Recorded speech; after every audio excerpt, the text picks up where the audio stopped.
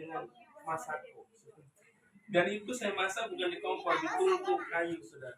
Dan itu bukan di Kalimantan sana, bukan. Kami di Bekasi, saudara. Karena apa? Kami nggak punya apa-apa, saudara. Dan mereka bisa menikmati itu, saudara. Dan saya katakan, enak nggak? Enak. Walaupun di sini nyes rasanya, saudara. Tapi masa-masa seperti itu kami alami, saudara. Ya, saya alami, saudara. Itu penuh dengan air mata, saudara. Ya, air mata karena kesedihan, air mata karena asap itu, saudara. Ya, waktu masak itu, saudara, karena banyak asapnya kayunya. Ya, kalau kompor itu kan bersih ya pantatnya, saudara. Kalau pakai kayu itu pantatnya kan itu hitam, saudara. Dan itu saya alami terus saudara dalam pelayan. Tapi tetap kami melakukan apa yang Tuhan kehendaki. Kami nggak mau tinggalkan namanya melayani Tuhan. Kami tidak mau meninggalkan apa yang Tuhan kehendaki dalam hidup saya. Saya mau belajar untuk taat dan taat dan taat, saudara. Dan saya merasakan bagaimana pembelaan Tuhan, berkat-berkat Tuhan itu terus Tuhan adakan dalam hidup kami, saudara. Ya. Yang terakhir itu, yang bukan terakhir, saudara, ya, karena perjalanan hidup ini kan masih panjang. Ya, mungkin yang berkat yang kami butuhkan itu masalah kuliahnya Aisyah, ya. Ya, ini saya saksikan buat Bapak dan Ibu.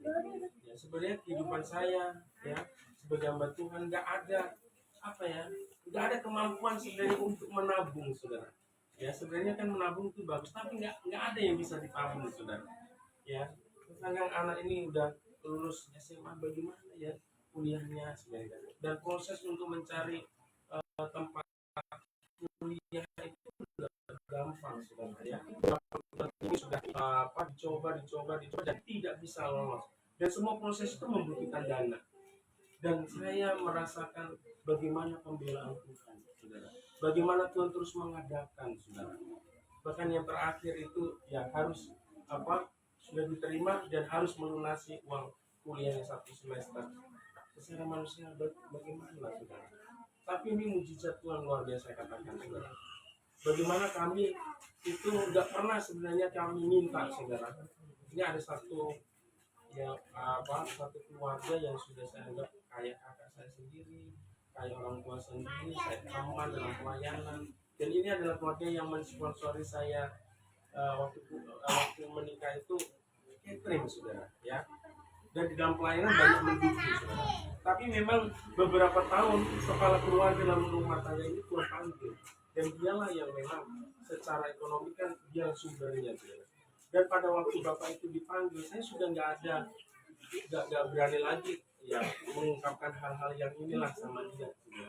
Karena kita udah banyak dibantu, banyak mengalami berkat, aliran berkat dari mereka, ya. Dulu kami selalu diberkati karena begini, kami selalu pelayanan bareng-bareng, saudara. Entah itu dalam proses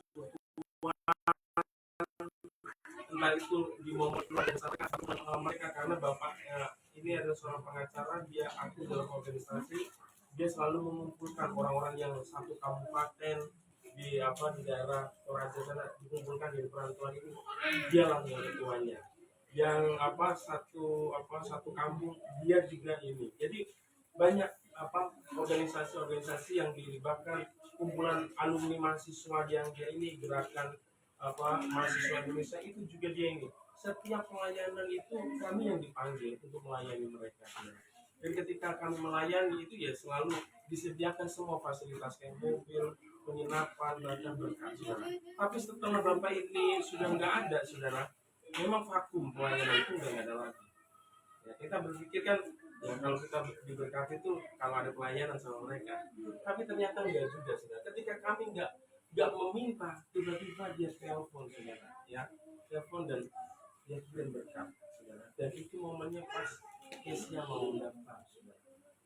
Makanya hal-hal yang ajaib itu dalam hidup ini kami alami, saudara. Penuh dengan air mata dalam pelayanan ini, saudara, ya. Ya, dengan kesulitan, dengan tantangan